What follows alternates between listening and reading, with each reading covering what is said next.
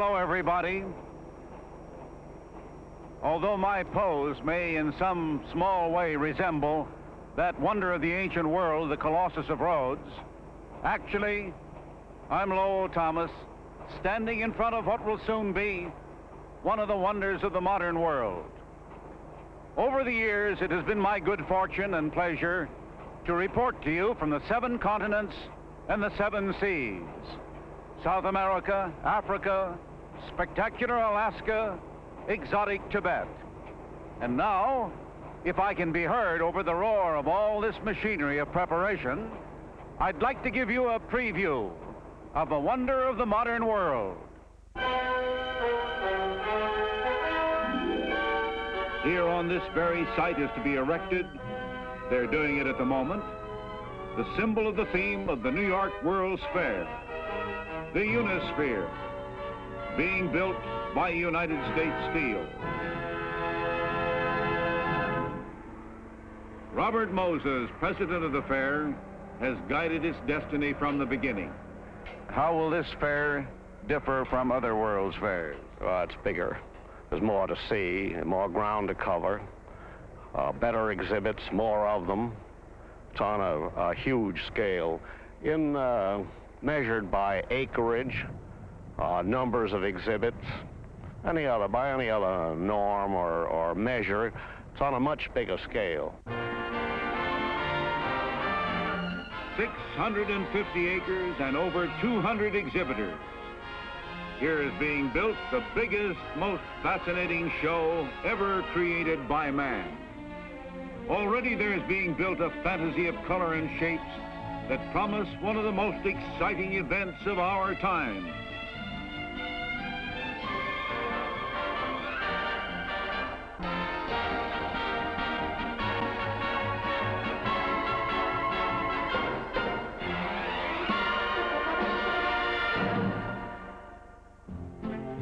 Under construction is the Port of New York, New Jersey exhibit building. When completed, there'll be a heliport on the roof, the air gateway to the fair.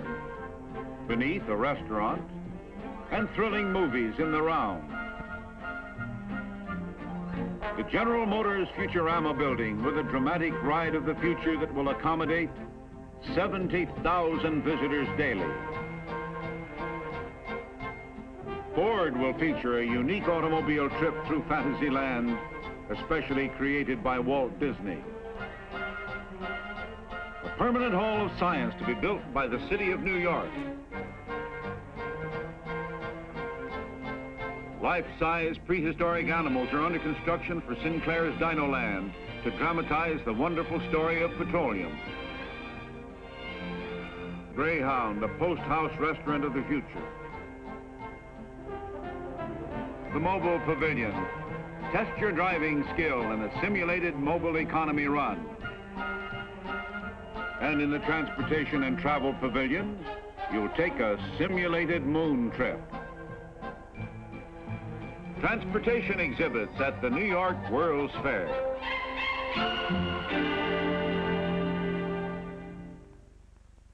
I'm sitting here in the World's Fair Amphitheater, where you'll enjoy a spectacular stage and water show conceived by the producer of stage shows at the Radio City Music Hall, Leon Leonidoff, in association with Meyer Davis, famous orchestra leader.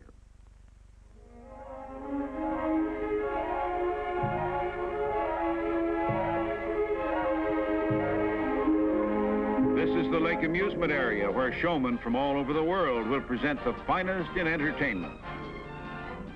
A wax museum, famous paintings and historical events brought to life in wax. The AMF monorail, an automatic air-conditioned ride around the Lake Amusement Area. The dancing waters, beautiful music set to a changing pattern of multicolored fountains. You'll see the Santa Maria anchored in Meadow Lake, an exact replica of Columbus' flagship. Taste delicious Chinese specialties in the Chunking Rickshaw Inn. John Ringling North's Continental Style Circus. The Music Hall, presenting a century of American musical comedy. Nearby, the Jones Beach Marine Theater will offer Guy Lombardo's exciting musical, Around the World in 80 Days.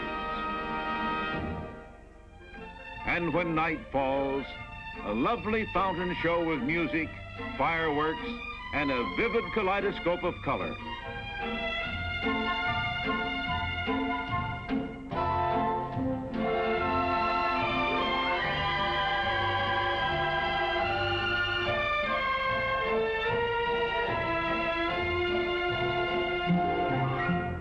The crack of a baseball bat, the cry, Homer, from 55,000 voices here in the William A. Shea Stadium next to the World's Fair.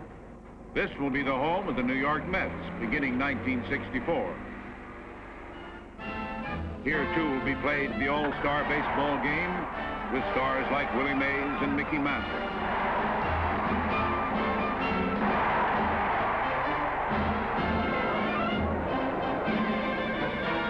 New York City and the Fair will also be host to the 1964 Olympic Trials. At the Fair's arena, seen here or in the pavilion, you'll see fencing, judo, gymnastics, and wrestling, and the Danish gym team to be seen at the Fair's sports program.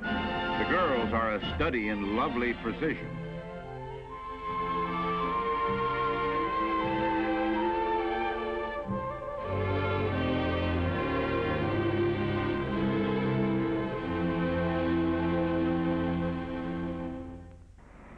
At the time of the 1939 World's Fair, I reported from this exact spot.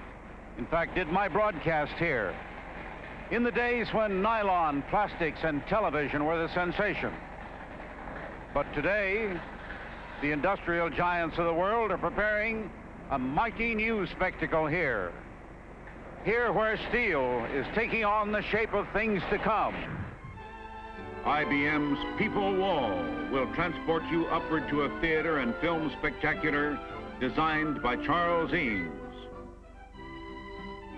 General Electric's Progress Land includes Walt Disney's amazing animated figures and an actual demonstration of atomic fusion. The Kodak Pavilion will present photography as a truly universal language.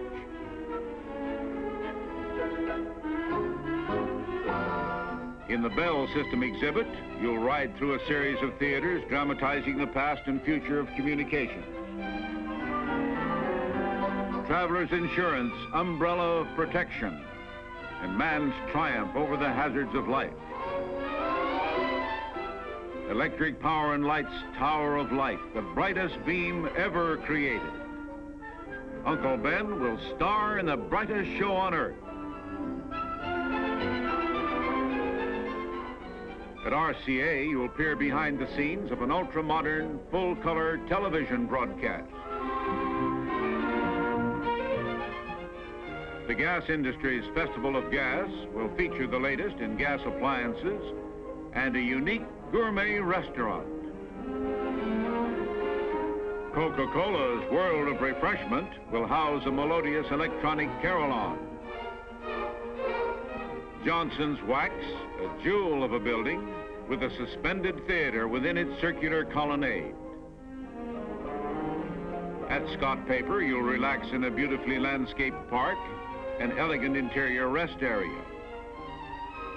Formica's Hilltop House, showcasing the newest products of the American Cyanamide Corporation.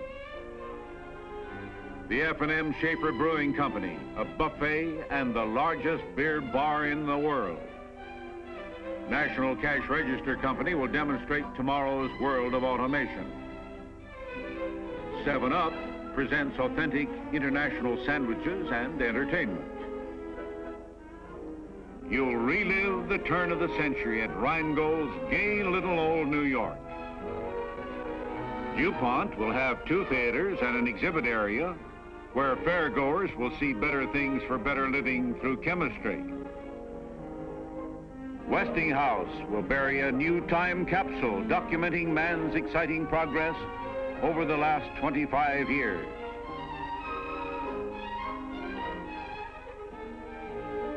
The Pavilion of American Interiors the newest and best in furnishings for your home.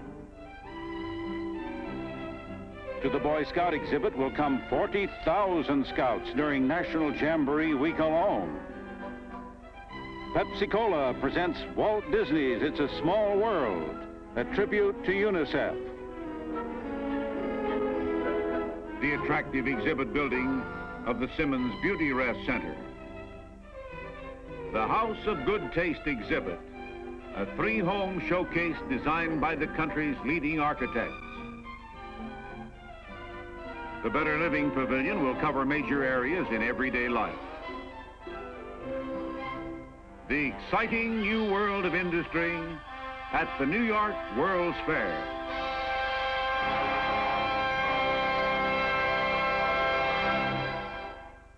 As some of you know, I have spent much of my life roaming this planet in search of the unusual, the interesting, the exotic.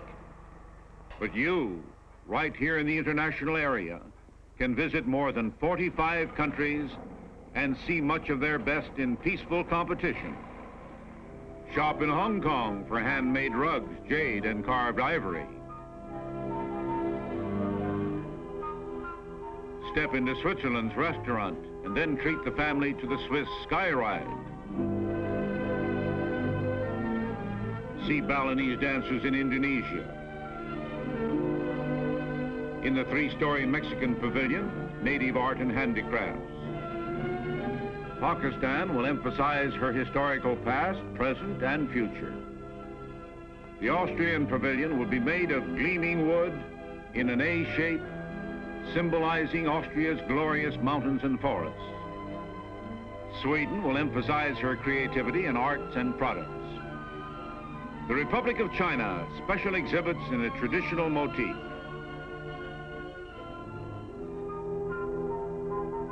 The exhibit building of Sierra Leone will symbolize its famous mountains. India's theme, Progress in Democracy, will be dramatized by relics of the past and aspirations to the future. The Hall of Free Enterprise, presenting a total concept of economic life in a free community. Japan's participation is extensive. One exhibit by its government, another by industry.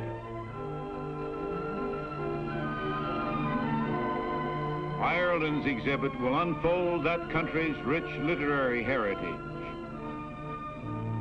The Caribbean Pavilion, limbo dancers and the rhythms of calypso singers and a steel band. And at the International Plaza, many other nations and foreign organizations will be represented. Nations from around the globe pledged to a theme of common understanding at the New York World's Fair. The central theme of the fair, Peace Through Understanding, will gain in depth and perspective through impressive religious and cultural exhibits and events. For the first time in the history of World's Fairs, there will be exhibits presented by many major faiths. At the Protestant Center, all Protestant groups will exhibit together.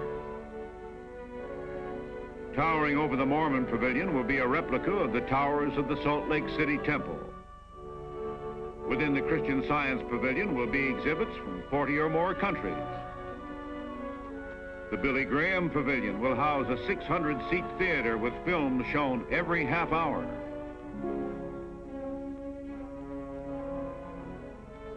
The death of Pope John XXIII shocked and saddened the world.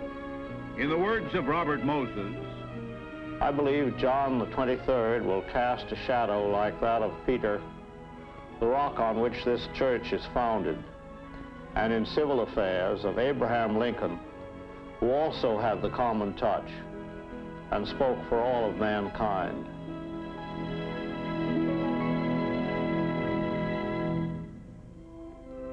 The decision of the Vatican to take part in the World's Fair set a new precedent. Pope John XXIII approved a loan for the duration of the fair of Michelangelo's masterpiece, the Pietà, his famed sculpture of Mary holding the crucified Christ.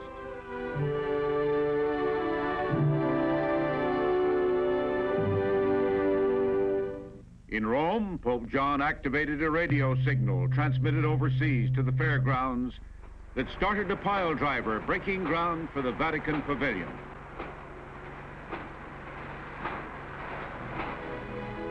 Not only the Pietà, but other rare art masterpieces from the Vatican will be on view, along with sacred objects and documents telling the story of the Christian faith.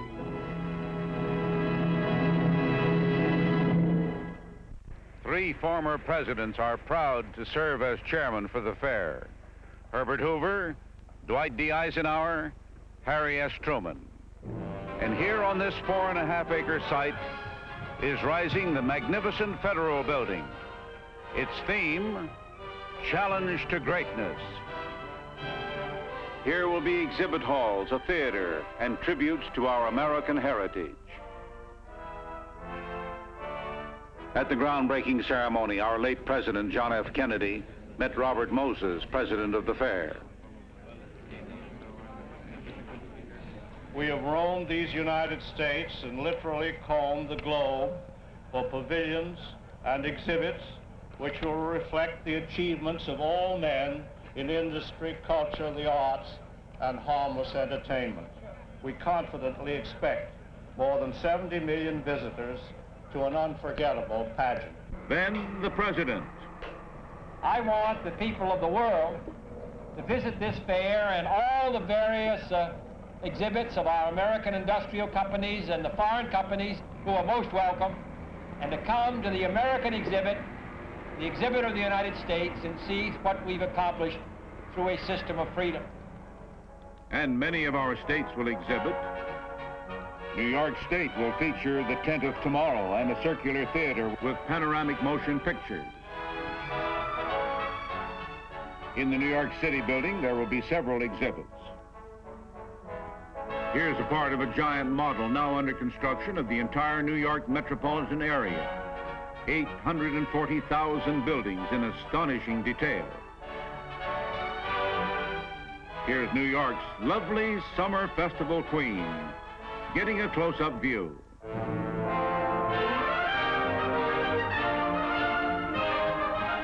Dick Button's Ice Travaganza with Olympic skating champions will also be in the city building. On the shore of Meadow Lake, Hawaii will feature food specialties at the Five Volcanoes restaurant. Florida will have the first live porpoise show at any fair and a 100-foot-high citrus tower.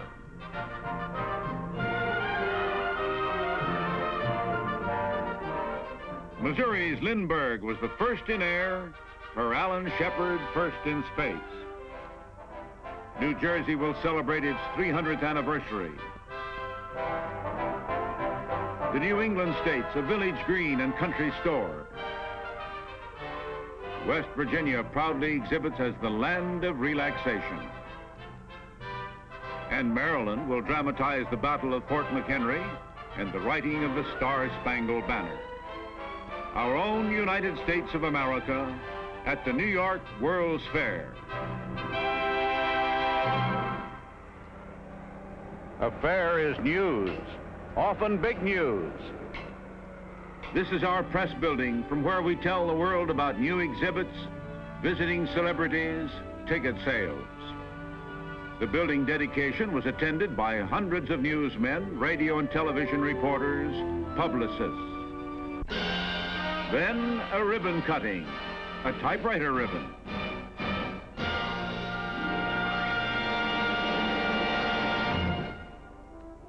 News was made at the fair when General Douglas MacArthur paid a visit. In the model room, the general saw the exhibits in miniature. The fair will revive our lagging patriotic spirit, the general said. It was a most pleasant visit from a grand old soldier. Mr. Moses, there are a number of questions that I presume all prospective visitors would want to ask. The first one would be, well, how do you get here? Well, you get here by every form of locomotion known to man. By ship, international arrivals from countries all over the world. The excitement of a visit not only to the fair, but to the city all people seem to want to see. By plane, too, the arrival of visitors on any of 39 airlines that serve New York from abroad. This is Idlewild Airport, the international door to the fair, and only 6 miles away. LaGuardia Airport is our domestic gateway to New York. You'll arrive at a new passenger terminal 6 times as big as the old one, and part of an overall $115 million modernization program. Of course, millions and millions of us will come by automobile. The arterial approaches here at the fair will be virtually brand new and will become a permanent part of New York's great highway system.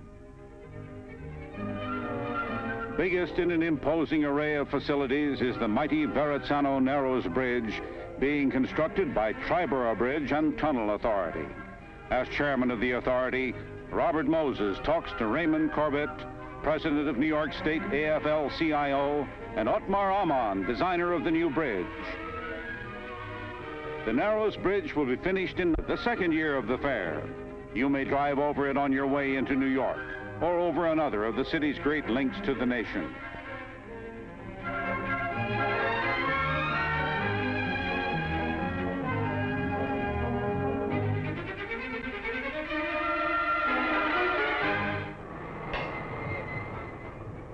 New housing facilities are being built throughout the metropolitan area. By opening day, 350 hotels and motels with pleasant accommodations will be ready for you in all price ranges. Some, like this one, right off the fairgrounds.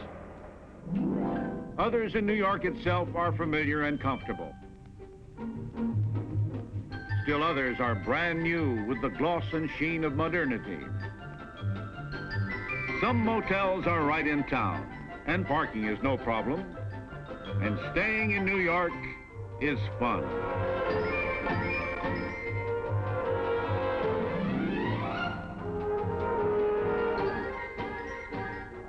From the tallest building, a view that is unsurpassed.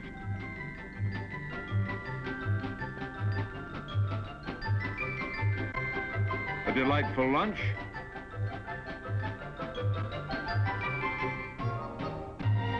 And a cooling spring breeze.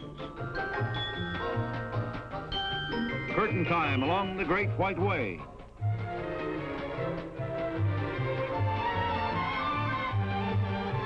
Even buying tickets to the fair. Tickets are on sale now all over the country.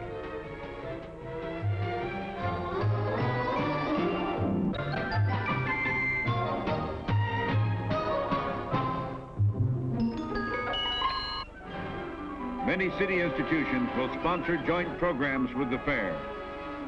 The Guggenheim Museum, the New York Public Library, the Museum of Modern Art, the Metropolitan Museum of Art, and at the magnificent Lincoln Center for the Performing Arts, the New York State Theater to open in time for the fair, and Philharmonic Hall. Concerts, plays, opera and ballet at the great Lincoln Center. Getting to the fair from the city is easy. Take a subway, bus, railroad, pleasure boat, or even your own boat to the World's Fair Marina. Over 800 craft will be able to dock here for a visit to the fair. Or you can even take a helicopter from 3 New York heliports, one on the roof of the Pan American building. Helicopters will make regular flights to the fair. They'll land at the Port of New York, New Jersey exhibit building. World's fairs, as a rule, are ephemeral. Will there be anything lasting at this one? Oh, yes, indeed. In the first place, we'll have several new buildings, but over and above that, we're going to finish Flushing Meadow Park with the receipts of the fair. And when I say that, I think it'll be the finest park in the city of New York. It's right at the geographical and population center, and I think it will cost about $10 million to finish the park. The landscaping will be here. The trees will still be here. About half the utilities have been put in on a permanent basis, so they'll stay. And this will be a great park, the park. But in the meantime, construction goes on so rapidly, in fact, that what you see here is already ancient history. It won't be long now. So plans and preparations race ahead for the opening of the gates to the New York World's Fair. And you'll be one of the 70 million, perhaps 80 million visitors to see this, one of the most spectacular shows of all time. And now, until April 22nd, 1964, so long.